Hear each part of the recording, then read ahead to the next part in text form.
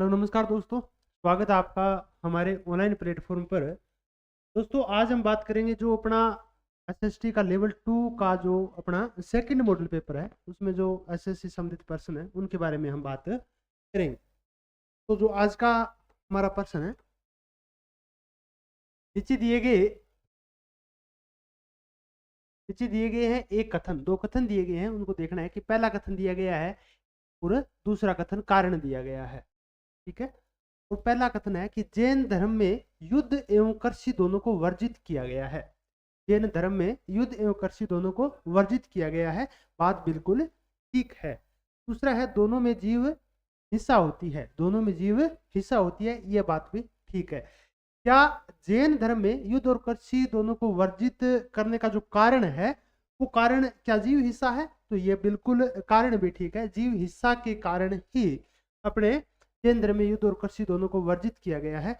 तो इसके तहत अपनी व्याख्या भी सही होगी, ए और बी दोनों कथन सही है तथा बी की सही व्याख्या ए है। तो बिल्कुल ठीक आंसर अपना ए आंसर है वो राइट हो जाएगा। अगले प्रश्न की तरफ बढ़ते हैं। निम्न को सुमेलित करना है अपने को। एक तरफ पुस्तकें दी गई है और दूसरी तरफ उनके रचयिता है। पहली पुस्तक है कथा सरित सागर। कथा सरित सागर के रचयिता कौन है? कथा सरित सागर कौन है? सोमदेव है। इसमें अपना ए में 2 आ जाएगा। व्रत कथा मंजरी कौन है? क्षमेंद्र है, तो इसमें 1 आ जाएगा। और आपसे पूछ ले व्रत जातक, पूछ ले व्रत जातक, या आपसे पूछ ले लघु जातक, तो इनके जो लेखक है वो वराह मिहिर है। कौन है? वराह मिहिर है। ठीक है। और व्रत कथा मंजरी के लेखक है क्षमेंद्र है। मुद्रा राक्षस जो है वो विशाखा दत्त की है, तो सी में 4 आ जाएगा। मुद्रा राक्षस विशाख दत्त की है। और एक उनकी महत्वपूर्ण पुस्तक है वो है देवी चंद्रगुप्तम। कौन सी है? देवी चंद्रगुप्तम भी विशाख दत्त की है। और अर्थशास्त्र अपने सभी को पता है कौटिल्य, इसमें 3 आ जाएगा। तो 2143 बी आंसर है वो अपना राइट हो जाएगा। अगले प्रश्न की तरफ बढ़ते हैं। बाबर ने थोड़ा टाइपिंग मिस्टेक किया गया। बाबर ने कहां पर सर्वप्रथम तुगलमा युद्ध पत्ती का ये जो सीखा था, बाबर ने कहां से सीखा था? तुगलमा पत्ती है, उसका प्रयोग सर्वप्रथम वह कहां से सीखा था ये पूछा है। तो उज्बेकों से सीखा था। आंसर बी है वो अपना राइट हो जाएगा। तुगलमा पत्ती है, युद्ध पत्ती है, वो किससे सीखा था? उज्बेकों से सीखा था। उज्बेको, बी आंसर है वो अपना राइट हो जाएगा। अगले प्रश्न की तरफ बढ़ते हैं। मथुरा के मट्ट गांव से निम्नलिखित में से किस शासकों की प्रतिमाएं पाई गई है? मथुरा के मट्ट गांव से निम्नलिखित में से किस शासकों की प्रतिमा पाई गई है? मथुरा के मट्ट गांव से अपने को जो देखने को मिलती है कुषाणों की भी मिलती है अपने को। और शक शासक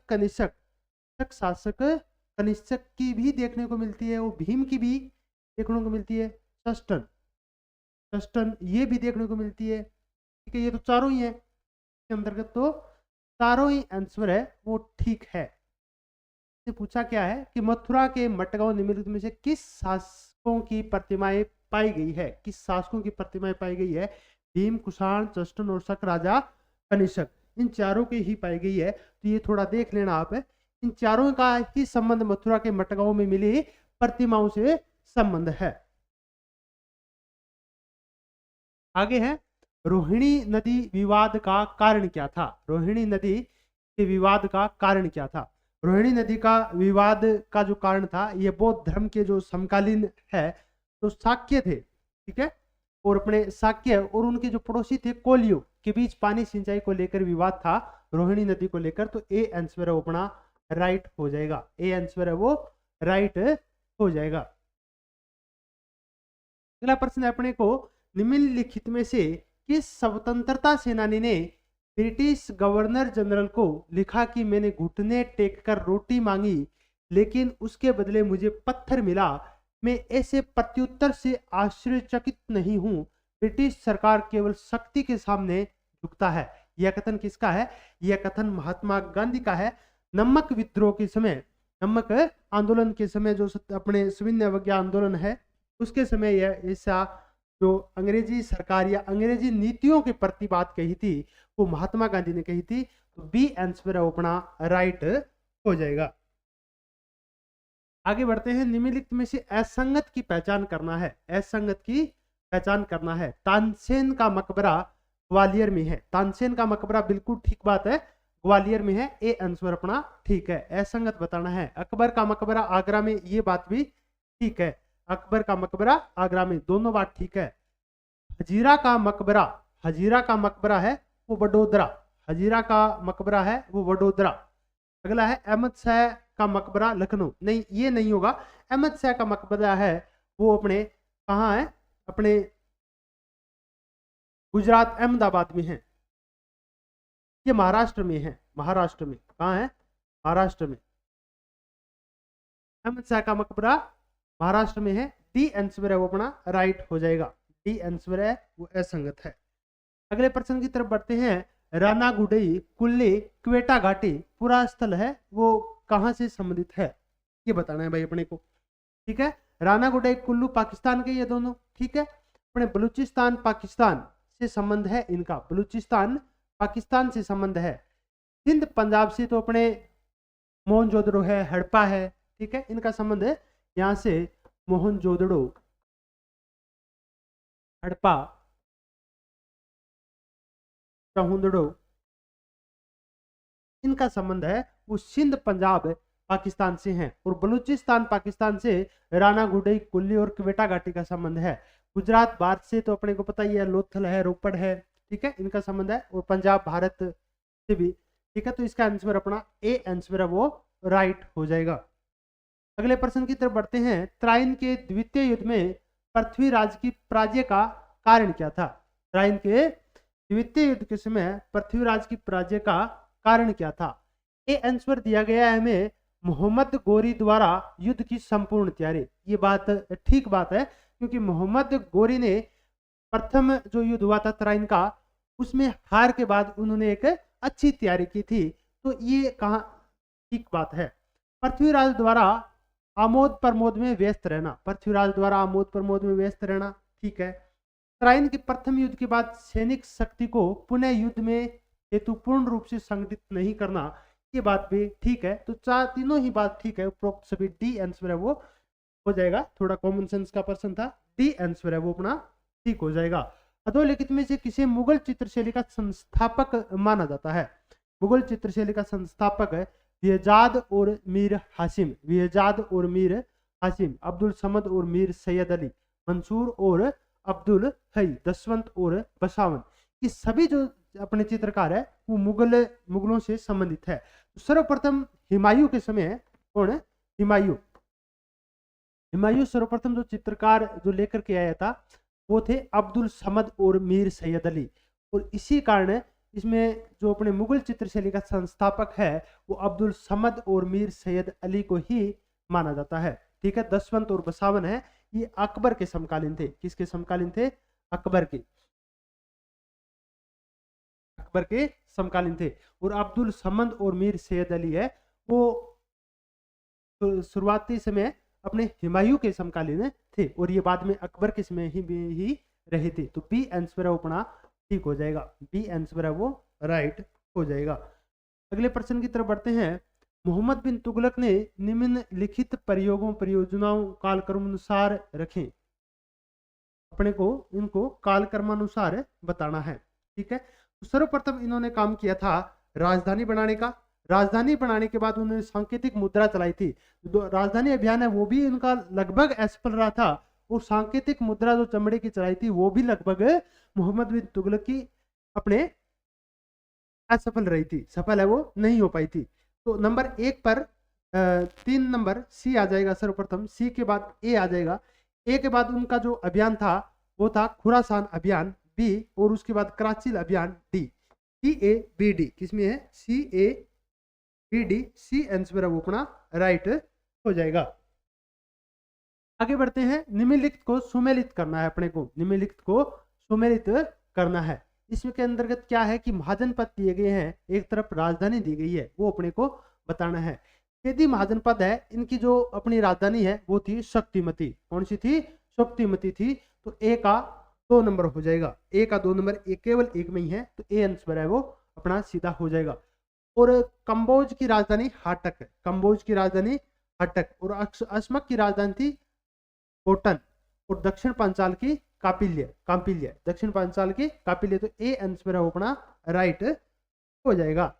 आगे बढ़ते हैं। दिल्ली सल्तनत के प्रशासन के संदर्भ में निम्नलिखित में से कौन सही सुमेलित नहीं है? कौन सही सुमेलित नहीं है, ये बताना है भाई।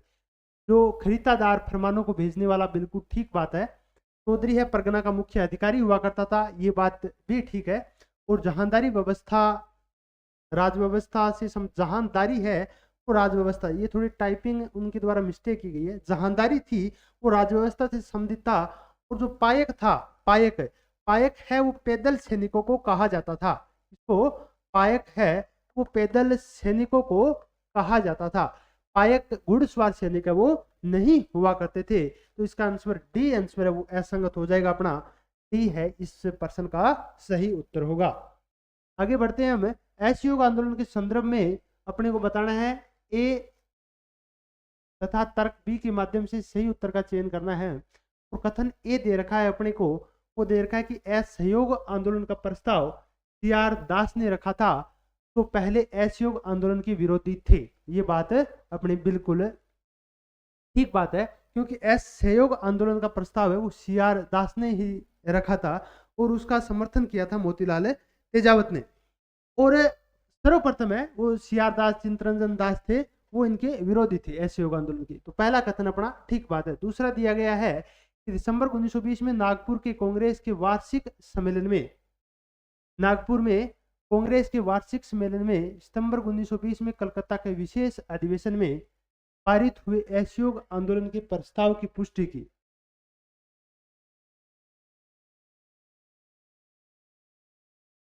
पुष्टि की।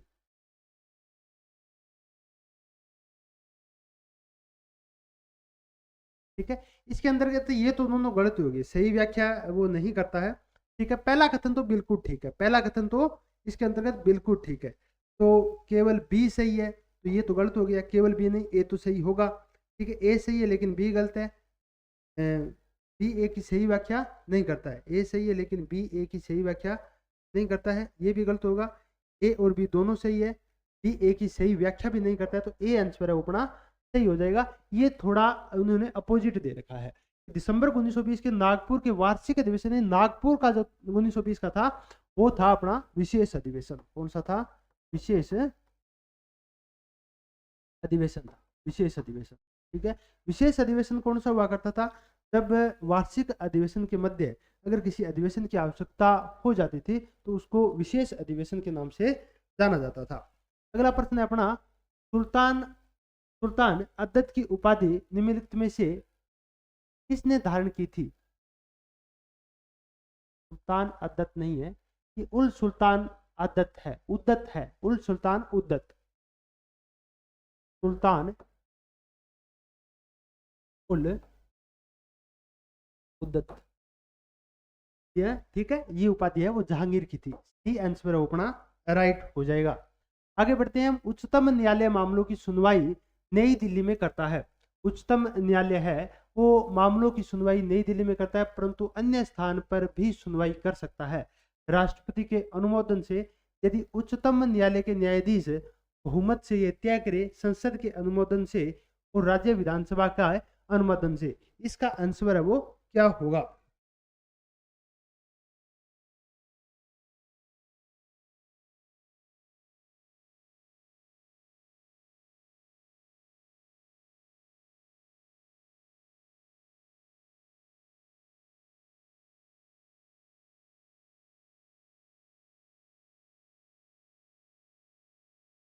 हाँ, उच्चतम न्यायालय मामलों की सुनवाई नई दिल्ली में करता है। उच्चतम न्यायालय मामलों की सुनवाई नई दिल्ली में करता है, बिल्कुल ठीक बात है, परंतु अन्य स्थान पर भी सुनवाई कर सकता है यदि उच्चतम न्यायालय के न्यायाधीश बहुमत से तय करे। इसका आंसर अपना ए हो जाएगा, राष्ट्रपति के अनुमोदन से। ए आंसर है वो राइट हो जाएगा, राष्ट्रपति के अनुमोदन से, अगर राष्ट्रपति अनुमोदन करे तो जो अपना सुप्रीम कोर्ट है या उच्चतम न्यायालय है वो अन्य किसी भी स्थान पर सुनवाई है वो कर सकता है। तो ए आंसर अपना ठीक हो जाएगा।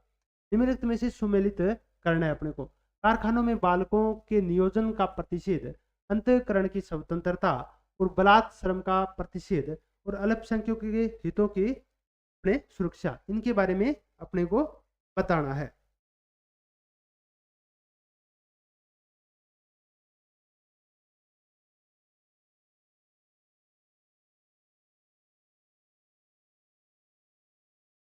इसने आर्टिकल यहाँ करो, आर्टिकल 23, यहाँ करो 24, यहाँ करो 25, यहाँ करो 29, ये नहीं हो, थोड़ा सा टाइपिंग मिस्टेक कर रखी है इन्होंने। बालकों के नियोजन का प्रतिषेध कहाँ पर है? बालकों का नियोजन का प्रतिषेध है वो किसमें है? अपने 24 में। ठीक है। अल्पसंख्यकों के हितों का सुरक्षण तो ठीक है, डी में 4 हो जाएगा, डी में 4 होगा तो ये अपना कट जाएगा। ठीक है। उसके बाद है कारखानों में बालकों के नियोजन का प्रतिषेध, आर्टिकल 24, ये अपना ए में 2 होगा तो ये कट जाएगा। ठीक है। अंतःकरण की स्वतंत्रता है, अंतःकरण की स्वतंत्रता, अंतःकरण की स्वतंत्रता अनुच्छेद 25। ठीक है। तो बी में अपना हो जाएगा 3, ये 3 है। ठीक है। नहीं, ये अपना ये है 3, ये 1 हो गया, ये 2 हो गया, 3 हो गया, ये 4 हो गया। अंतःकरण की स्वतंत्रता अपनी अनुच्छेद 25 है, तो अनुच्छेद 25 है तो इसके अंतर्गत है। ठीक है। ये गलत दे रखा है, यहाँ लिख लो 25, यहाँ लिख लो 24, यहाँ 23 हो गया और यहाँ हो गया 24। उसके बाद अंतःकरण की स्वतंत्रता 25 ए में अपना जो बी है उस बी में 3 होगा, बी में 3 होगा, ए में 2, बी में 3 और सी में हो जाएगा अपना 1, सी में 1, अनुच्छेद 36 बलात् श्रम का प्रतिषेध 36, सी में 1, बी आंसर वो अपना राइट हो जाएगा, बी आंसर वो राइट हो जाएगा। इसमें थोड़ी टाइपिंग मिस्टेक कर रखी है, बाकी ठीक है। अगले प्रश्न की तरफ बढ़ते हैं। निम्नलिखित शब्दों में से कौन से शब्द 42वें संवैधानिक संशोधन द्वारा प्रस्तावना में जोड़े गए? 42वां संविधान संशोधन 1976 में प्रस्तावना में अपने 3 शब्द जोड़े गए थे। एक था समाजवादी, अखंडता और पंथ निरपेक्ष। समाजवादी, अखंडता और पंथ निरपेक्ष, लेकिन संपूर्ण प्रभुत्व संपन्न ये अपना मूल प्रस्तावना में था, मूल में था। तो ए, बी और सी इसका आंसर ठीक होगा, ए आंसर अपना राइट हो जाएगा। आगे बढ़ते हैं। मंत्री परिषद सामूहिक रूप से उत्तरदायी होती है। मंत्री परिषद होती है वो सामूहिक रूप से जो उत्तरदायी होती है वो किसके प्रति होती है? लोकसभा के प्रति होती है। बिल्कुल ठीक बात है, मंत्री परिषद सामूहिक रूप से लोकसभा के प्रति उत्तरदायी होती है। एक संवैधानिक बाध्यता के अंतर्गत अनुच्छेद 75(3) के अनुसार और अनुच्छेद 74(3) के अनुसार, अनुच्छेद 74(3) के अनुसार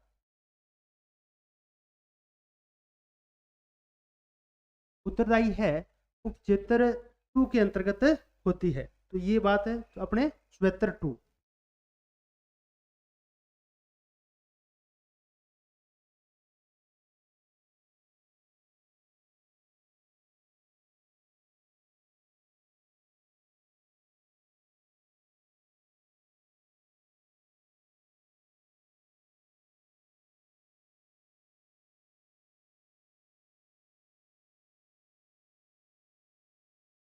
अच्छा, ये दे रखी है अपने को एक लोकसभा के प्रति, ठीक है, टाइपिंग ठीक है, लोकसभा के प्रति उत्तरदायी होती है। ए तो बिल्कुल ठीक होगा, ए 1 नंबर सभी में। एक संवैधानिक बाध्यता के अंतर्गत, एक संवैधानिक बाध्यता के अंतर्गत, ये देख लेते हैं।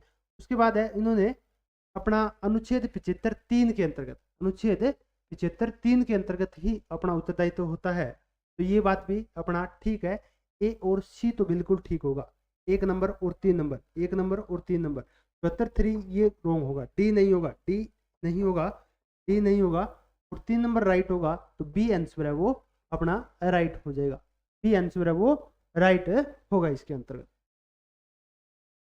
आगे बढ़ते हैं। निम्नलिखित कथनों पर विचार करना है, निम्नलिखित कथनों पर विचार करना है। भारत का निर्वाचन आयोग 5 सदस्यीय निकाय है। क्या भारत का निर्वाचन आयोग 5 सदस्यीय आयोग है? नहीं, 5 सदस्यीय आयोग नहीं है। भारत का निर्वाचन आयोग है वो 3 सदस्यीय आयोग है। कितना सदस्यीय? 3 सदस्यीय आयोग है, तो 1 नंबर तो गलत हो गया। अगला दे रखा है कि संघ का गृह मंत्रालय आम चुनाव और उपचुनाव दोनों के लिए चुनाव कार्यक्रम तय करता है। क्या गृह मंत्रालय करता है? केंद्र का गृह मंत्रालय कोई भी चुनाव है वो तय नहीं करता है, चुनाव है वो निर्वाचन आयोग तय करता है। तो एक ऐसी है अपने स्वतंत्र निकाय है, निर्वाचन आयोग होगा। तो दूसरा भी अपना इसके अंदर गलत है। निर्वाचन आयोग मान्यता प्राप्त राजनीतिक दलों के विभाजन विलय से संबंधित विवाद निपटाता है। निर्वाचन आयोग जो राजनीतिक दल होते हैं उनके विभाजन और विलय से संबंधित विवाद को निपटाता है, ये बात है ठीक है। इसके अंदर 3 आंसर है वो केवल 3 है, 3 आंसर है वो अपना राइट हो जाएगा। आगे बढ़ते हैं। निम्नलिखित अधिकारों में से कौन से अधिकार भारत में सभी व्यक्तियों को उपलब्ध है? कौन से अधिकार है वो भारत में सभी व्यक्तियों को उपलब्ध है? विधि के समक्ष समानता, विधि के समक्ष समानता, अधिकतर अधिकार भारत में सभी को समझ, विधि के समक्ष समानता। कौन से अधिकार है वो भारत के सभी व्यक्तियों को उपलब्ध है? भारत के सभी व्यक्तियों को उपलब्ध है, उपलब्ध नहीं है। भारत के सभी व्यक्तियों को उपलब्ध नहीं है, मतलब विदेशी नागरिक है उनको उपलब्ध नहीं है। भेदभाव के विरुद्ध अधिकार, भेदभाव के विरुद्ध अधिकार ये विदेशी नागरिकों को नहीं है। विधि के समक्ष समानता ये विदेशी नागरिकों को है। देश भर में स्वतंत्र भ्रमण करने की स्वतंत्रता ये भी विदेशी नागरिकों को नहीं है। चुनाव लड़ने का अधिकार भी विदेशी नागरिकों को नहीं है। तो ये एक है जो भारत के बाहर भी सभी नागरिकों को समानता है, विधि के समक्ष समानता, लेकिन 2, 3 और 4 है वो नहीं है। तो 2, 3 और 4 आंसर भी अपना डी आंसर है वो राइट हो जाएगा। आगे बढ़ते हैं। निम्नलिखित में से भारत में मौलिक कर्तव्य, भारत में मौलिक, बहुत गलतियां कर रखी है इन्होंने टाइपिंग में। निम्नलिखित में से भारत में मौलिक कर्तव्य कौन सा है? न्यायपालिका से कार्यपालिका का पृथक्करण, न्यायपालिका से कार्यपालिका का पृथक्करण है वो तो अपना ये क्या है? नीति निर्देशक तत्व है। नीति निर्देशक तत्वों में अपना आर्टिकल 50 है। हमारी मिलीजुली संस्कृति की समृद्ध विरासत को संस्कृत करना, हमारी मिलीजुली संस्कृति की समृद्ध विरासत को संरक्षित करना ये अपना मौलिक कर्तव्य है। और मौलिक कर्तव्य कौन सा है? अपना आर्टिकल 51 का अफ है, आर्टिकल 51 का अफ, ये बात ठीक है। बच्चों के लिए मुफ्त अनिवार्य शिक्षा ये भी अपना नीति निर्देशक तत्वों में है। छुआछूत की परंपरा को समाप्त करना ये भी अपने नीति निर्देशक तत्वों से संबंधित है। बी आंसर है वो अपना राइट हो जाएगा। आगे बढ़ते हैं। संविधान निम्न में से किसके शोषण के विरुद्ध अधिकार स्वीकृति करता है? किसके विरुद्ध? अपने शोषण के विरुद्ध अधिकार स्वीकृति करता है। किसके? बच्चों के विरुद्ध, स्त्रियों के विरुद्ध और जनजातियों के विरुद्ध। अपने संविधान में जो शोषण के विरुद्ध अधिकार है वो दलित शब्द है वो नहीं दिया गया है, बच्चों के, स्त्रियों के और अपने जनजातियों के। तो 1, 2, 3 है वो अपना सही हो जाएगा। सी आंसर है वो अपना राइट हो जाएगा। सी आंसर है वो राइट हो जाएगा। उसके बाद आगे बढ़ते हैं। निम्न में से कौन राष्ट्रपति के निर्वाचक गण के सदस्य है? राष्ट्रपति का निर्वाचन में कौन कौन भाग लेते हैं उनके बारे में पूछा है। संसद के दोनों सदनों के सभी सदस्य है, संसद के दोनों सदनों के सभी सदस्य, राज्य विधानसभाओं के सभी निर्वाचित सदस्य, ये बात ठीक है। राज्य विधानसभाओं के सभी निर्वाचित सदस्य, ये बात ठीक है। संघ राज्य क्षेत्रों की विधानसभाओं, अपने संघ राज्य में 2 ही यूटी की विधानसभाएं हैं, दिल्ली और पांडिचेरी की, ये सभी निर्वाचित सदस्य, ये बात भी अपना ठीक हो जाएगा। सभी राज्यपाल या उपराज्यपाल तो नहीं होते हैं, राज्यपाल और उपराज्यपाल नहीं होते हैं।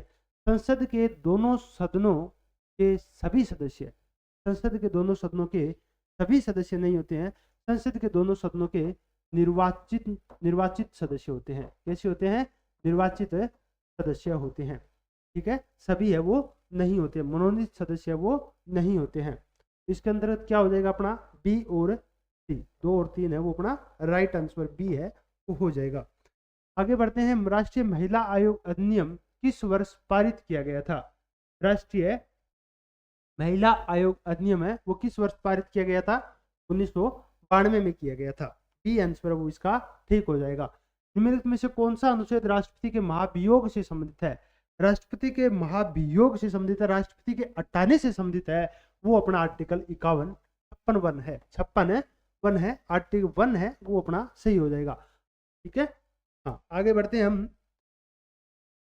84वें संविधान संशोधन अधिनियम द्वारा लोकसभा की कुल सदस्य सीटों की संख्या 1971 की जनगणना के आधार पर कर दी गई है। ये तब तक बदली नहीं जाएगी जब तक एक वर्ष विशेष के बाद पहली जनगणना नहीं होगी। वो कौन सा वर्ष है? वो 2026 है। अब आगे जो परिसीमन होगा वो जनसंख्या 2026 के बाद जो जनगणना होगी 2031 की जनगणना, उन जनसंख्या के आधार पर ही परिसीमन है वो किया जाएगा। तो डी आंसर है वो अपना इसका राइट हो जाएगा। आगे बढ़ते हैं। निम्न में से कौन सा कथन सही है? निम्न में से कौन सा कथन है वो सही है? रॉबर्ट डहल ने चार्ल्स लिंडब्लोम के साथ मिलकर ओलियार्की शब्द का इजाद किया। रॉबर्ट डहल ने न्यू हेवन नगर का अध्ययन किया। रॉबर्ट डहल एक बहुलवादी विचारक है।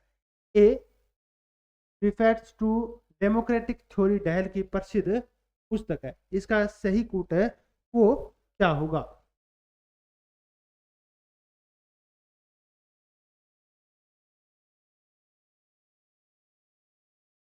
रॉबर्ट डहल ने चार्ल्स लिंडब्लोम के साथ मिलकर एक ओलियार्की शब्द का इजाद किया था। ठीक बात है, रॉबर्ट डहल ने न्यू हेवन नगर का अध्ययन किया था। रॉबर्ट डहल एक बहुलवादी विचारक है, ये बात भी ठीक है। A preface to democratic theory Dahl की प्रसिद्ध पुस्तक है, ये बात भी ठीक है। उपरोक्त सभी डी आंसर है वो अपना राइट हो जाएगा। आगे बढ़ते हैं। कथन ए, वेवेल योजना के अनुसार कार्यकारी परिषद में हिंदू और मुस्लिम सदस्यों की संख्या समान होती थी, ये बात है ठीक है। वेवेल योजना के अनुसार है जो कार्यकारी जो परिषद थी उसमें हिंदू और मुसलमानों की संख्या समान थी। वेवेल का विचार था ऐसी व्यवस्था से भारत का बंटवारा बच जाता। वेवेल का विचार था कि ऐसी व्यवस्था से भारत का बंटवारा बच जाता, ये बात भी वेवेल की ठीक थी। ठीक है, कथन और कारण दोनों सही है। कथन कारण का सही स्पष्टीकरण भी है। ए आंसर है वो इसका सही हो जाएगा। किसी स्थानीय कंपनी के साथ बहुराष्ट्रीय कंपनी के संयुक्त उत्पादन का प्राथमिक लाभ क्या है? प्राथमिक, किसी भी स्थानीय कंपनी के साथ जो बहुराष्ट्रीय कंपनी होती है, बहुराष्ट्रीय कंपनी के संयुक्त जो उत्पाद का प्राथमिक जो लाभ होता है वो क्या होता है? तो एमएनसी उत्पादन के लिए नवीनतम तकनीकी लाने में नवीनतम तकनीकी प्राथमिक जो लाभ है वो नहीं होता है।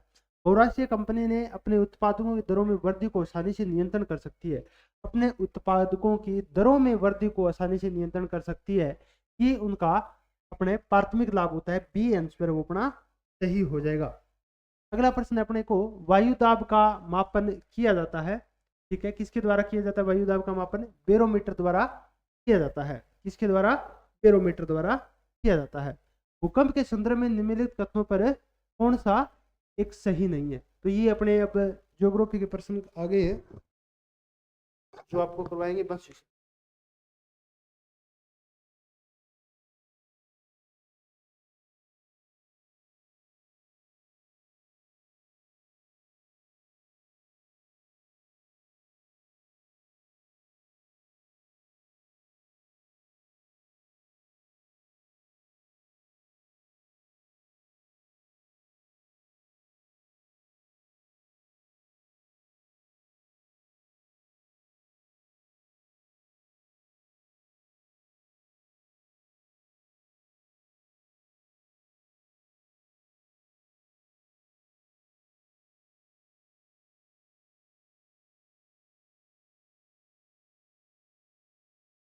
हाँ जी नमस्कार। अपने ज्योग्राफी की क्वेश्चन कर लेते हैं। एसएसटी के अंदर जो ज्योग्राफी की क्वेश्चन है उनकी बात कर लेते हैं। तो 113 नंबर क्वेश्चन है, भूकंप के संदर्भ में निम्नलिखित कथनों में से कौन सा सही नहीं है?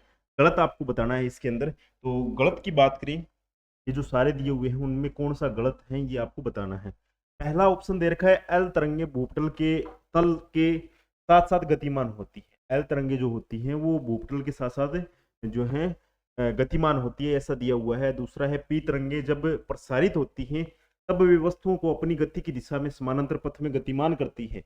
नेक्स्ट है, एस तरंगे पिंडों को अपनी गति की दिशा के समकोणिक दिशा में गतिमान करती है। ये जो तीनों पॉइंट दे रखे हैं ना, एल, पी और एस, जो अपने तरंगे हैं, इन तीनों तरंगों के बारे में जो तीनों पॉइंट दे रखे हैं वो तीनों की तीनों एकदम सही है। लेकिन जो चौथा एस पॉइंट के बारे में जो यहाँ पे दिया हुआ है, एस तरंगे तरल पदार्थों में भी प्रसारित होती है? नहीं, ऐसा नहीं होता है।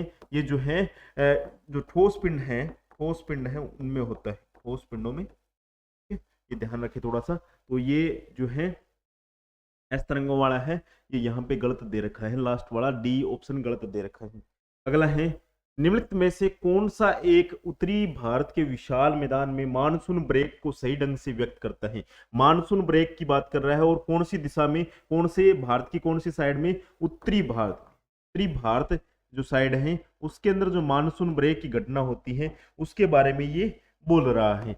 पहला दिया हुआ है, जो उष्णकटिबंधीय चक्रवातों की संख्या कम हो जाने से और अंत उष्णकटिबंधीय अभिसरण क्षेत्र, जो उष्णकटिबंधीय अभिसरण क्षेत्र की स्थिति में बदलाव आने से ऐसा होता है, मानसून ब्रेक होता है। या फिर आर्द्र पवनों का समांतर एवं तीव्र गति के कारण है मानसून ब्रेक होता है उत्तरी भारत के अंदर। या फिर वायुमंडल के निम्न स्तरों पर तापमान की विलोमता वर्षा करने वाली आर्द्र पवनों को ऊपर उठने से रोक देती है। क्या ये मानसून ब्रेक का कारण है, या फिर इनमें से कोई नहीं? कौन सा है वो मानसून ब्रेक का कारण है? उत्तरी भारत की बात हो रही है, तो उत्तरी भारत में जो उष्णकटिबंधीय चक्रवात हैं उनकी संख्या क्या होती है? कम हो जाने के कारण है। जो उष्णकटिबंधीय अभिसरण जो क्षेत्र है, उष्णकटिबंधीय अभिसरण जो क्षेत्र है उसकी स्थिति में बदलाव आ जाता है, जिससे क्या है, मानसून ब्रेक हो जाता है। ये इसका राइट आंसर था।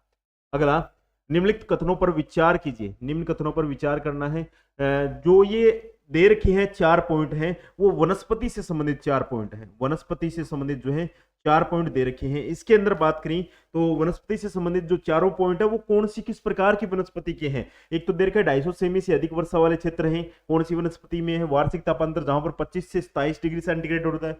यहाँ पर वर्ष पर हरे भरे दिखाई देते हैं, यानी वर्षा अधिक होती है, इसलिए वर्षा ये देखो यहाँ पे अधिक होती है तो वो हरा भरा होगा। ये है औसत आर्द्रता 75% से अधिक होती है, यानी वर्षा अधिक होगी तो आर्द्रता भी अधिक होगी।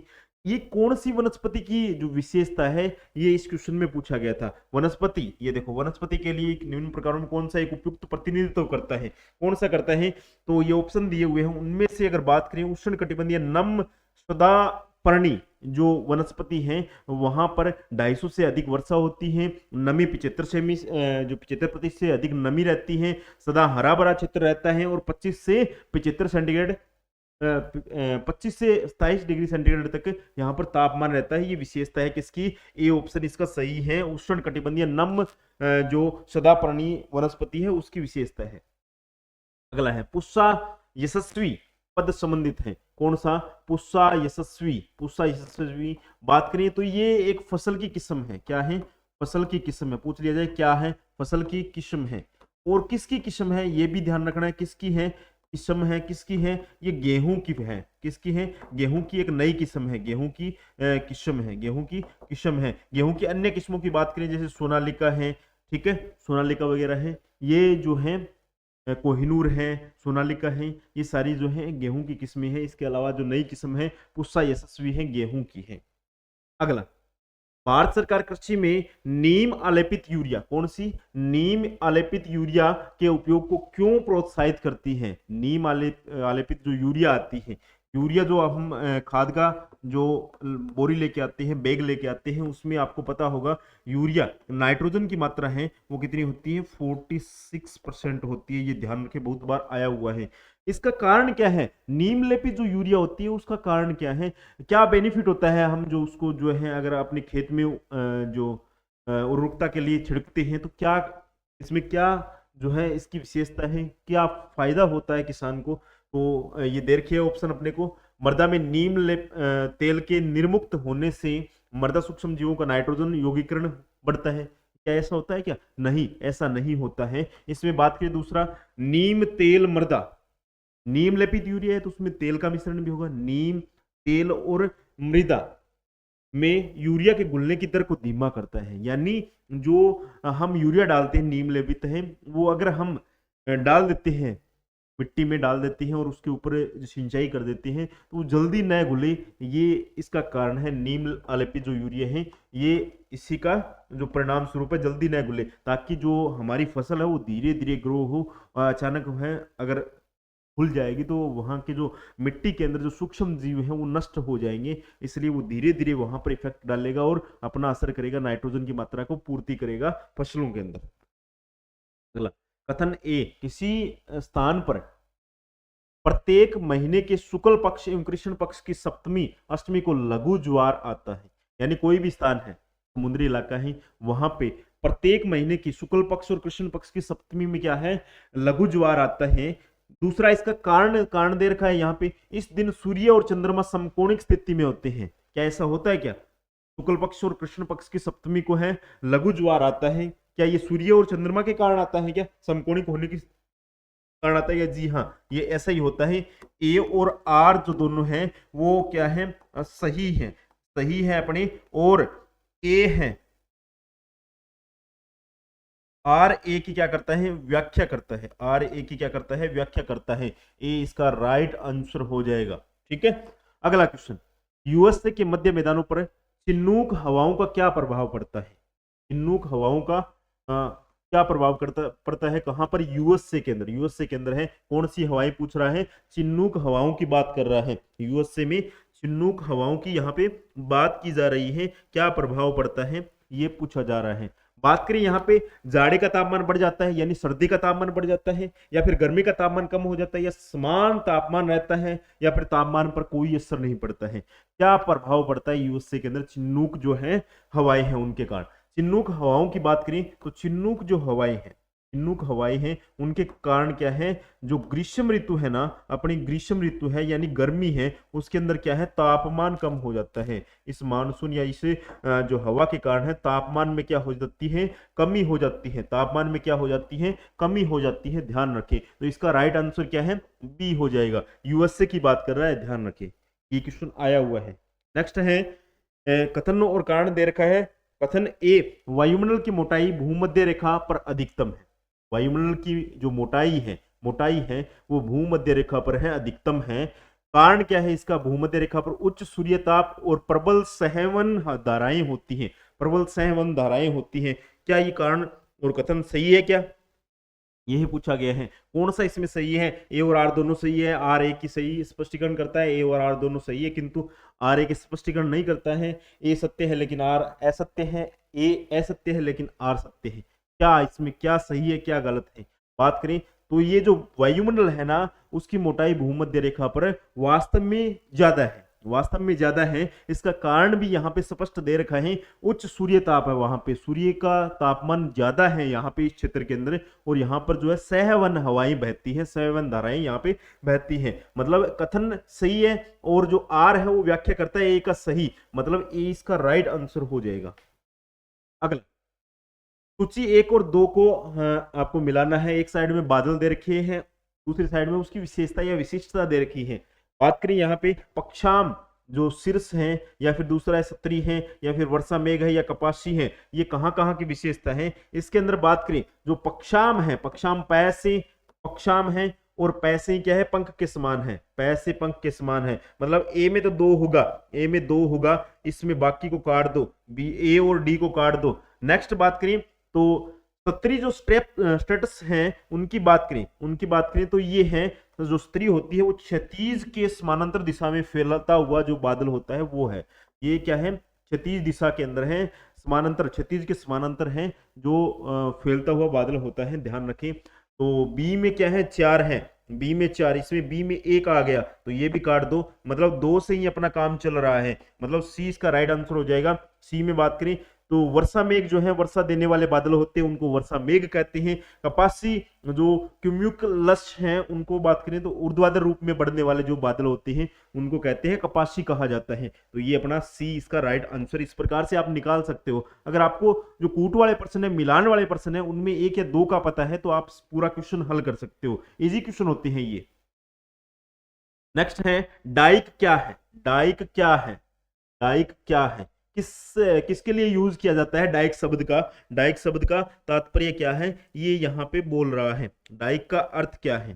डाइक का अर्थ क्या है या डाइक क्या है, ऐसा पूछा गया है एक बार एग्जाम में भी, अपने रीट के एग्जाम में। बात करें तटीय स्थलाकृति है या हिमनद यानी बर्फ से निर्मित जो स्थलाकृति है, या फिर ज्वालामुखी के बहिवर्ती स्थलाकृति है यानी बाहर वाला एरिया है जो ज्वालामुखी है, ज्वालामुखी जो होता है उसका जो बाहर वाला जो एरिया होता है वो है, या इसका आंतरिक जो भाग है वो है। ये देखो, ज्वालामुखी निर्मित आंतरिक स्त्राव करती है या बाहरी स्त्राव करती है, क्या है डाइक किसे कहते हैं? डाइक कहते हैं अपनी जो ये जो एरिया है ना, आंतरिक जो एरिया है ज्वालामुखी का, जो निर्मित आंतरिक एरिया है उसको कहते हैं। तो इसका राइट आंसर डी हो जाएगा, डी इसका राइट आंसर है। ठीक है, चलिए नेक्स्ट। एक लीप वर्ष में कितने दिन होते हैं? एक लीप वर्ष दो चीजें होती हैं, एक तो होता है अपना साधारण वर्ष, एक साधारण वर्ष होता है, या फिर एलीप वर्ष जिसे बोलते हैं, एलीप वर्ष, जिसके अंदर क्या होता है 365 डे होते हैं, 365 डे होते हैं, जिसके अंदर 52 वीक होते हैं, 52 क्या होते हैं? वीक होते हैं। नेक्स्ट बात करें असाधारण या फिर लीप वर्ष की बात करें, लीप वर्ष की बात करें तो लीप वर्ष में क्या होते हैं 366 डे होते हैं, 366 दिन होते हैं, और 52 वीक प्लस में एक डे होता है, एक दिन होता है, 52 वीक प्लस में एक दिन होता है। ये एक लीप वर्ष की यहाँ पे बात की जा रही है, मतलब 366 दिन होंगे, लीप वर्ष में 366 दिन रहने वाले हैं। अगला कथन और कारण वाला वापिस से आ गया। नक्षत्र दिन सौर दिन की अपेक्षा छोटा होता है, जो नक्षत्र दिन होते हैं वो सौर दिन, यानी सौर दिन है उसकी अपेक्षा छोटा होता है, ये क्या ये सही है? या फिर कथन दूसरा है पृथ्वी की सूर्य के प्रीत अपनी कक्षा में गति को परिक्रमण कहते हैं, क्या ये सही है? इन दोनों में जो कथन है सत्य है कौन सा है, और कौन सा स्पष्टीकरण कर रहा है, ये हमें बताना है। स्पष्टीकरण कर रहा है या नहीं कर रहा है, ये हमें बताना है।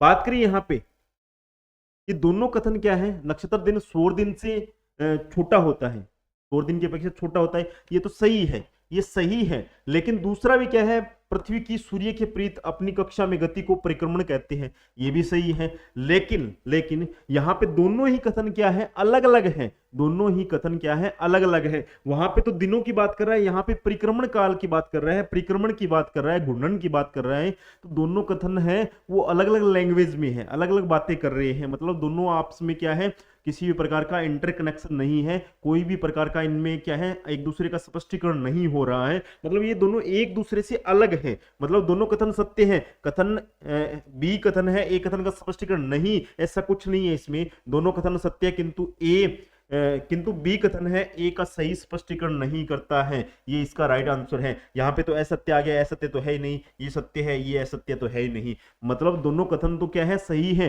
पर स्पष्टीकरण कोई सा भी कथन किसी दूसरे कथन का नहीं कर रहा है, ये इसके अंदर है।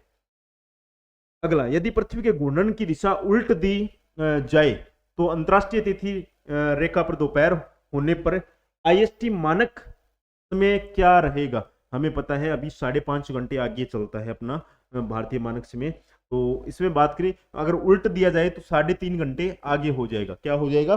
3.5 घंटे हैं वो आगे हो जाएगा, ये ध्यान रखें। नेक्स्ट है राष्ट्रीय आयोग के अध्यक्ष की नियुक्ति उच्चतम न्यायालय के मुख्य न्यायाधीश के परामर्श से कौन करता है? राष्ट्रीय आयोग, राष्ट्रीय जो आयोग होते हैं उनकी जो नियुक्ति है उच्च न्यायालय की के मुख्य न्यायाधीश के परामर्श से है, कौन करता है, किसकी सिफारिश होती है उसमें? उसमें केंद्र सरकार की होती है, राष्ट्रीय की बात कर रहा है ये। नेक्स्ट है उपभोक्ता को अधिकार है कि वह, उपभोक्ता जो होता है, उपभोक्ता जो होता है उसको क्या अधिकार है, उपभोक्ता को क्या अधिकार है, ये पूछा जा रहा है।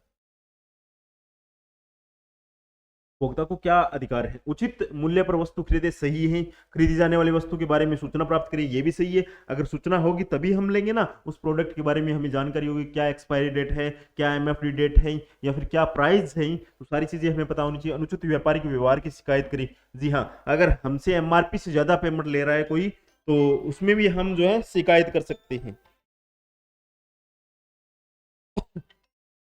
तो ये ध्यान रखें।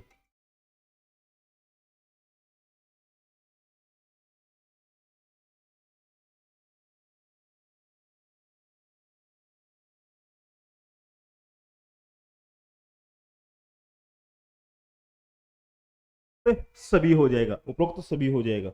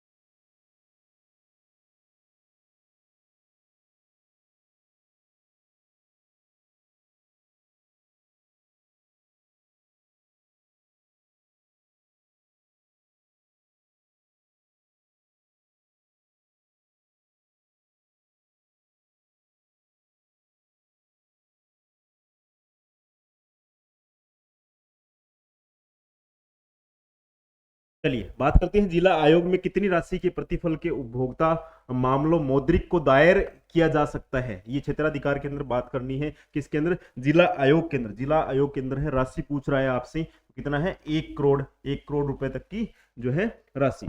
नेक्स्ट क्वेश्चन है अगला, यूएनडीपी की मानव विकास रिपोर्ट 2022 में भारत का मानव विकास सूचकांक जो है बताया गया है। यूएनडीपी की जो रिपोर्ट है, मानव विकास जो रिपोर्ट है 2022 है, उसकी बात हो रही है। यहाँ पे बात करें तो वो है, इस सूचकांक के अंदर भारत का जो है वो है 0.633 है, 0.633। अगला है नेक्स्ट, मानव विकास का कौन सा उपागम मानव को विकास में प्रतिभागी नहीं अपितु निष्क्रिय प्राप्तकर्ता मानता है। निष्क्रिय जो प्राप्तकर्ता मानता है, कौन सा ऐसा उपागम है, कौन सा है, वो है कल्याण उपागम है, जो कि जो मानव है उसको निष्क्रिय प्राप्तकर्ता मानता है। अगला क्वेश्चन है, तृतीय जो पंचवर्षीय योजना में राष्ट्रीय आय व प्रति व्यक्ति आय की वार्षिक वृद्धि दरें घटने का प्रमुख कारण क्या है। जो तीसरी पंचवर्षीय योजना है उसकी बात हो रही है, और इसमें राष्ट्रीय आय है और प्रति व्यक्ति आय है, उसकी जो वार्षिक दर है वो घटी है, उसका प्रमुख कारण क्या है, उसका प्रमुख कारण क्या है। तो इसमें इसका प्रमुख कारण है वो है सूखा, और वो सूखा कब का, 1965-66 का जो सूखा पड़ा है वो इसका मुख्य कारण है। अगला, भारत की वर्ष 2020-21 की वर्तमान मूल्यों पर प्रति व्यक्ति आय पूछी जा रही है, और कौन सी, 2020-21 की प्रति व्यक्ति आय पूछी जा रही है। तो प्रति व्यक्ति 2020-21 की आय जो है वो है 1,28,829 रुपए है, 1,28,829 रुपए है। नेक्स्ट बात करिए, अगला क्वेश्चन है अपना, निम्न में से कौन सी एक राष्ट्रीय विकास के मार्ग में उत्पन्न चुनौती है। यानी जो राष्ट्रीय विकास है, देश के विकास में कौन सी एक बाधा है, चुनौती है, वो पूछा गया है। यहाँ पे कौन सी चुनौती है, तो बात करें वो है, हमें पता है जनसंख्या जो मुख्य कारण होता है, कोई भी देश में जनसंख्या है वो एक कारण होता है उसका विकास का, कितनी जनसंख्या है और कितना क्षेत्रफल है वहां पे। तो इसमें जो है लैंगिक असमानता है, अच्छा हाँ ठीक है, स्थिर जनसंख्या है इसका प्रमुख कारण है। जो राष्ट्रीय विकास के अंदर है एक चुनौती है, स्थिर जनसंख्या है। अगला है, निम्नलिखित कथनों में से कौन सा असत्य है, मतलब गलत कथन आपको बताना है, गलत जो कथन है वो आपको बताना है। गलत की बात करें तो पहला दे रखा है, औसत आय राष्ट्रीय विकास की माप का उपयोगी मापदंड है, परंतु यह असमानताओं को छुपा देता है। दूसरा है, औसत आय को प्रति व्यक्ति आय भी कहा जाता है। तीसरा है, आय का स्तर राष्ट्रीय विकास के आंकलन के लिए पर्याप्त मापदंड है। और चौथा है, ये सभी तीनों जो पॉइंट दे रखी हैं वो क्या सही है। इनमें गलत पूछा है ना, गलत पूछा है तो अपना जो गलत है इसके अंदर वो पहला सही है, दूसरा सही है, तीसरा तो होगा नहीं, क्योंकि जो सी है, आय का स्तर राष्ट्रीय विकास के आंकलन के लिए पर्याप्त मापदंड है, ऐसा नहीं होता है, ये पर्याप्त मापदंड नहीं है, इससे एक से निर्धारण नहीं होता है। नेक्स्ट है, खाद्य सुरक्षा के दो पहलू, पहला है खदानों की उपलब्धि, दूसरा है जनता की खदानों तक पहुंच की धारणा किसकी है। ये धारणा पूछ रहा है, जो दो धारणाएं हैं खाद्य सुरक्षा की, दो पहलू है, दो धारणाएं हैं, वो किसकी धारणा है, ये पूछा गया है यहाँ पे। तो बात करें, ये है जो एन मजूमदार है ना, एन मजूमदार है, उसकी ये धारणाएं हैं, पहला ऑप्शन इसके अंदर सही है।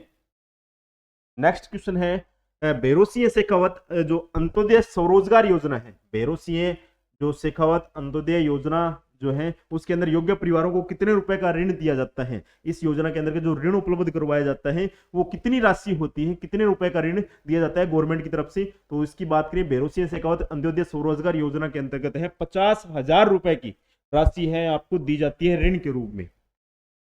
अगला क्वेश्चन है, विश्व व्यापार संगठन का मुख्यालय कहां पर है। विश्व व्यापार संगठन है उसका मुख्यालय पूछा गया है, जेनेवा है, वाशिंगटन जो डीसी है, मनीला है, या फिर न्यूयॉर्क है। तो ये तो सभी को पता है, विश्व व्यापार संगठन है उसका जो मुख्यालय है जिनेवा के अंदर है। अगला, बौद्धिक संपदा अधिकारों के व्यापार संबंधी पहलुओं पर परिषद जो ट्रिप्स किससे संबंधित है, जो परिषद है वो ट्रिप्स नाम से है, वो किससे संबंधित है ये पूछा गया है। संयुक्त राष्ट्र संगठन है यानी यूएनओ से है, अक्टान है, या फिर विश्व व्यापार संगठन WTO है, या वर्ल्ड बैंक से संबंधित है। किससे संबंधित है ये ये जो बौद्धिक संपदा है वो है परिषद विश्व व्यापार संगठन है, WTO से संबंधित है, WTO से संबंधित है। अगला है golden hand shake scheme. Golden hand shake scheme है वो किससे संबंधित है? विदेशी कंपनियों का आमंत्रण से है, सार्वजनिक कंपनियों में निजी निवेश से है, या फिर भारतीय कंपनियों द्वारा विदेशों में संयुक्त उपक्रमों की स्थापना से है, या फिर सार्वजनिक उपक्रमों में स्वैच्छिक जो सेवानिवृत्ति है उससे है। तो गोल्डन हैंड शेक स्कीम जो है, ये जो स्कीम है वो है अपनी सार्वजनिक उपक्रमों में जो स्वैच्छिक सेवानिवृत्ति है, यानी अपनी इच्छा से जो है हम जो अपनी नौकरी है वो छोड़ सकते हैं, सेवानिवृत्ति ले सकते हैं। अगला है वर्तमान में केवल 5 उद्योगों को अनिवार्य लाइसेंस की परिधि में रखा है, वे कौन से हैं? कौन से हैं? अल्कोहल युक्त पेयों का ऑप्शन है वह मदिकरण है, या फिर तंबाकू के सिगार व सिगरेट तथा तैयार तंबाकू के अन्य विकल्प तथा खतरनाक रसायन, और तीसरा है इलेक्ट्रॉनिक्स, एरोनॉटिक्स व रक्षा उपकरण तथा दिया सलाइयों सहित औद्योगिक विस्फोटकों से है, या फिर उपयुक्त सभी हैं। तो 5 उद्योग यहाँ पे बात कर रहा है जिसकी जो है अनिवार्य लाइसेंस है वो ये सारे के सारे हैं, जो 3 ऑप्शन में दे रखे हैं वो सारे के सारे, मतलब डी इसका राइट आंसर है। इसके बाद में आपके एसएसटी की शिक्षण विधियां, तो सर करवाएंगे आपको एसएसटी की शिक्षण विधियां।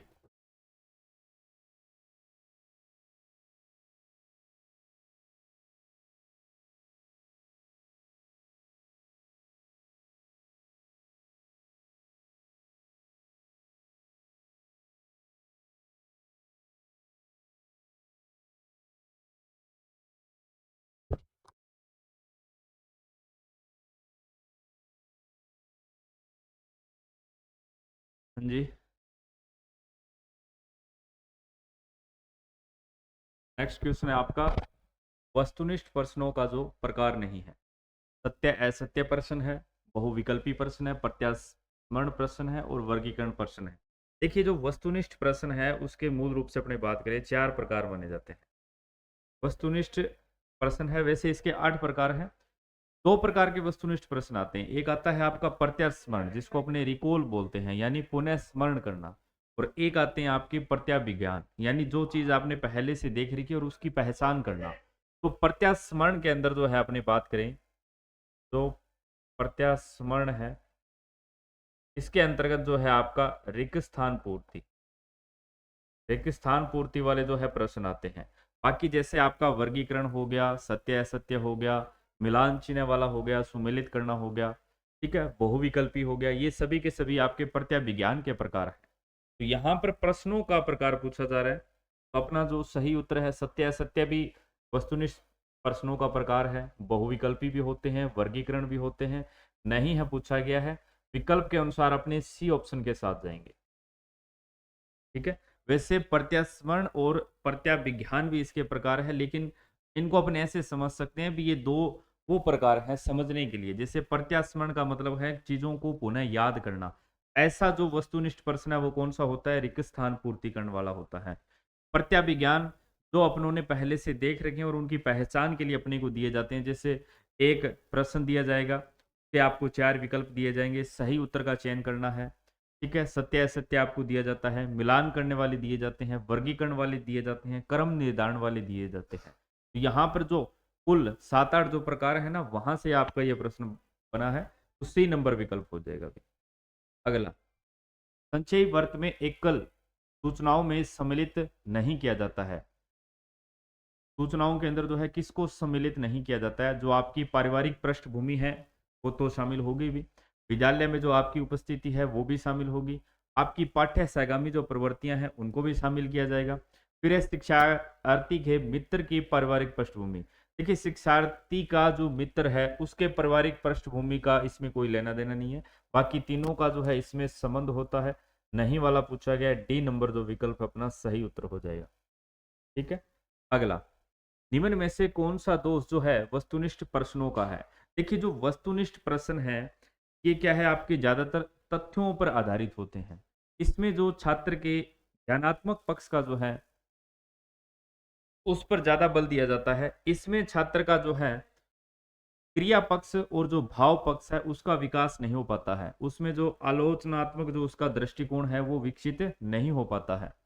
तो इन प्रश्नों द्वारा छात्रों को विषय का व्यवहारिक ज्ञान दिया जाना संभव नहीं है। इन प्रश्नों द्वारा मूल्यांकन प्रणाली में पक्षपात की जो संभावना रहती है नहीं भी। इन प्रश्नों द्वारा ली गई परीक्षा में केवल तथ्यों पर आधारित होती है।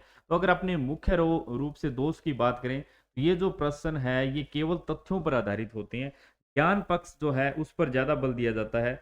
ये इसका अपने क्या मान सकते हैं कि इसका मुख्य दोष मान सकते हैं। हालांकि इनकी जो प्रश्नों की जो जांच करना है वो आसान होता है। ठीक है, ये जो प्रश्न है इनमें विश्वसनीयता बनी रहती है, वैधता रहती है, लेकिन ये केवल ज्ञानात्मक जो पक्ष है उस पर ज्यादा जो है प्रभाव डालते हैं। निदानात्मक परीक्षण का उद्देश्य है उपचारात्मक शिक्षण को आधार प्रदान करना, छात्र की विषय संबंधी कमियां, हीनता तथा कठिनाइयों की जानकारी प्राप्त करना। अब देखिए यहाँ पर जो आपके पहले और दूसरे विकल्प हैं दोनों ही ठीक है। अगला है शिक्षार्थियों तथा विभागों को उचित निर्देश प्रदान करना, नहीं भी ये नहीं हो सकता। उपरोक्त सभी शिक्षण अधिगम प्रक्रिया को प्रभावी बनाते हैं। देखिए निदानात्मक जहां कहीं पर भी आ जाएगा, इसका जो मुख्य उद्देश्य क्या होता है कि जो छात्रों की कमजोरियां हैं उनको आप पता लगाया जा सके, और जब अपने को उनकी कमजोरियों को पता लग जाएगा तब अपने क्या करेंगे, उसका उपचार करेंगे। तो मुख्य तौर पर जो उसका उपचारात्मक जो शिक्षण है उसको आधार प्रदान करने के लिए निदानात्मक परीक्षण किया जाता है। यदि ये ऑप्शन में नहीं होता तब अपने ये कर सकते थे, छात्र की विषय संबंधी कमियां, हीनता और कठिनाइयों की जानकारी प्राप्त करना, यानी कमियों की जानकारी प्राप्त करना। ये बात भी बिल्कुल ठीक है, लेकिन मुख्य जो इसका उद्देश्य है भी जो जानकारी या उसकी कमियों की जानकारी अपने प्राप्त कर रहे हैं, तो उसका उद्देश्य क्या है, उसका मुख्य उद्देश्य यही है ताकि अपने उसका क्या कर सके, उपचार कर सके। यदि ये ऑप्शन में नहीं होता तब अपना बी विकल्प सही हो जाता। ठीक है, निदान का मतलब होता है छात्र के जो अधिगम यानी सीखने में जो कठिनाइयां आ रही हैं, कहाँ पर जो कमियां आ रही हैं उनका पता लगाना। लेकिन ये यहाँ पर अब ऑप्शन में अपने को मिल चुका है उपचारात्मक शिक्षण को आदान प्रदान करना, तो प्राथमिकता इसको दी जाएगी। यदि ए नहीं होगा तब अपना बी उत्तर हो जाएगा। निदान का मतलब ही होता है कमजोरियों का पता लगाना, लेकिन किया किस लिए जाता है, ताकि उपचारात्मक शिक्षण बच्चे को दिया जा सके। यहाँ पर जो सर्वाधिक उपयुक्त उत्तर होगा वो कौन सा हो जाएगा, आपका ए नंबर। अगला, समस्या का समाधान स्वाभाविक परिस्थितियों में विद्यार्थियों द्वारा स्वयं अथवा शिक्षक के निर्देशन में खोजना क्या कहलाता है। ये जो समस्या समाधान विधि है आपके सुकरात द्वारा दी गई है। इसी प्रकार से जो आपकी प्रायोजना विधि है उसके जो प्रवर्तक है आपके किलपैट्रिक माने जाते हैं, जो महात्मा गांधी का बेसिक शिक्षा मॉडल है। उनके अंदर लगभग इससे मिलता जुलता ही है कि बच्चा जो है ज्यादा से ज्यादा स्वयं करके सीखे, लेकिन प्रायोजना विधि में जो छात्र है वो उसमें शारीरिक रूप से भी क्या है, ज्यादा सक्रिय रहता है। अब अपने से ये पूछा गया है कि समस्या का समाधान स्वाभाविक परिस्थितियों में विद्यार्थियों द्वारा स्वयं एवं शिक्षक जो है निर्देशन में खोजना कहलाता है। तो ये तो समस्या समाधान ही हो जाएगी। ठीक है, व्याख्यान जो विधि है इसे अपने कहानी विधि भी बोल सकते हैं। ये पूर्णतः क्या है, आपके शिक्षक केंद्रित विधि है। इसमें विद्यार्थी केवल मात्र क्या होते हैं, श्रोता होते हैं। जबकि आपकी खोज विधि है, ह्यूरिस्टिक विधि जिसको अपने बोलते हैं, इसके अंदर जो है अनुसंधान, बच्चे के अंदर जो अनुसंधान की सोच विकसित करने के लिए जो इसका प्रयोग किया जाता है। ठीक है, तो यहाँ पर अपनी कौन सी विधि हो जाएगी, जहां पर जो शिक्षक है निर्देशन के रूप में काम करता है और छात्र जो है स्वाभाविक परिस्थितियों में समस्या का समाधान करता है। तो ऐसी कौन सी हो जाएगी, हमारी बी नंबर विकल्प हो जाएगा। अगला, प्रायोजना विधि में शारीरिक एवं मानसिक क्रियाओं पर बल दिया जाता है। बिल्कुल, जो प्रायोजना विधि है किलपैट्रिक की, उसमें शारीरिक और मानसिक दोनों ही क्रियाओं पर बल दिया जाता है। जबकि समस्या समाधान जो विधि है उसमें जो है क्या होता है, इसमें जो है केवल मानसिक स्तर पर समस्याओं के चिंतन तक ही सीमित है। इसमें जो ज्यादा ध्यान दिया जाता है वो बच्चे की मानसिक स्तर पर ज्यादा विकसित है। जबकि प्रायोजना में छात्र जो है उसमें शारीरिक और मानसिक दोनों क्रियाओं पर बल दिया जाता है, जबकि समस्या समाधान विधि में छात्र की मानसिक क्रियाओं पर ज्यादा बल दिया जाता है। ठीक है, 3 नंबर आ जाएगा। अगला, सामाजिक विज्ञान शिक्षण में स्टोरी बोर्ड के उपयोग का सबसे जो महत्वपूर्ण कारण क्या है। स्टोरी बोर्ड का जो उपयोग है उसका सबसे महत्वपूर्ण कारण क्या है, घटनाओं का वर्णन करना, आकर्षक पाठ्य पुस्तकों का निर्माण करना, सरलीकृत जानकारी प्रदान करना, या दिए गए आख्यान पर चर्चा को प्रोत्साहित करना। तो सबसे जो मुख्य क्या हो जाएगा, जो आख्यान, जो कहानी उनको बताई जा रही है, उस पर वो क्या है, विचार विमर्श कर सके। ठीक है, उनके अंदर रुचि विकसित हो और अच्छे से जो है उस पर वो आपस में क्या है, विचार विमर्श कर सके, ताकि उनकी जो यहाँ पर क्या है, जो चर्चा को ज्यादा प्रोत्साहित किया जाएगा। तो सबसे उपयुक्त उत्तर है वो आपका डी नंबर ही होगा। अगर ये ऑप्शन में नहीं होता तो अब यहाँ पर देखो, आकर्षक पाठ्य पुस्तकों का निर्माण होगा ही नहीं भी, सरलीकृत जानकारी प्रदान करना ये इसका हो सकता है, लेकिन यहाँ पर इसने बोला है सबसे महत्वपूर्ण। तो सबसे महत्वपूर्ण इसमें क्या है, बच्चे उसमें ज्यादा से ज्यादा रुचि ले सके, आपस के अंदर जो कहानी उनको दिखाई गई है, बताई गई है, उसके ऊपर वो विचार विमर्श कर सके। ठीक है, डी नंबर, आपस में चर्चा कर सके। बाइनिंग एवं बाइनिंग ने सामाजिक अर्थ अभिव्यक्तियों के प्रयोग के कितने रूप बताए हैं? तो बाइनिंग एवं बाइनिंग जो द्वारा सामाजिक अभिव्यक्ति का जो प्रयोग है, उसके मुख्य तौर पर 3 प्रयोग हैं। कौन कौन से हैं? सामुदायिक, सामाजिक और व्यक्तिगत। ठीक है, व्यक्ति को स्वयं में सुधार करना है, समुदाय समुदाय स्तर पर जाना है, इसके अलावा समाज, एक बेहतर समाज के निर्माण के लिए। तो यहाँ पर जो तीनों ही स्तर है वो महत्वपूर्ण हो जाते हैं। तो यहाँ पर बाइनिंग एवं बाइनिंग के अनुसार सामाजिक जो अभिव्यक्तियां हैं उसके मुख्य तौर पर 3 प्रकार हैं। कौन कौन से हैं भी? सबसे पहले आएगा सामुदायिक, उसके बाद में आपको ध्यान में रखना है व्यक्तिगत, और जो इसका तीसरा प्रकार है वो कौन सा है? सामाजिक।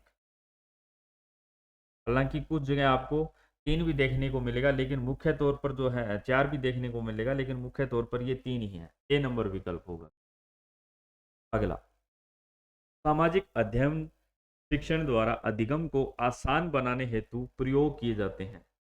ठीक है, सामाजिक अध्ययन शिक्षण को, इसके अधिगम को आसान बनाने के लिए अपने सर्वे सामग्रियां जैसे रेडियो है, ग्रामोफोन है, दृश्य सामग्री, चार्ट है, छायाचित्र है, टेलीविजन है। हालांकि टेलीविजन सर्वे दृश्य में आ जाता है, तो अपने सर्वे का भी प्रयोग करते हैं, दृश्य का भी प्रयोग करते हैं, और दृश्य सर्वे दोनों। तो यहाँ पर तीनों ही उपयुक्त है, तो डी नंबर जो है हमारा विकल्प हो जाएगा।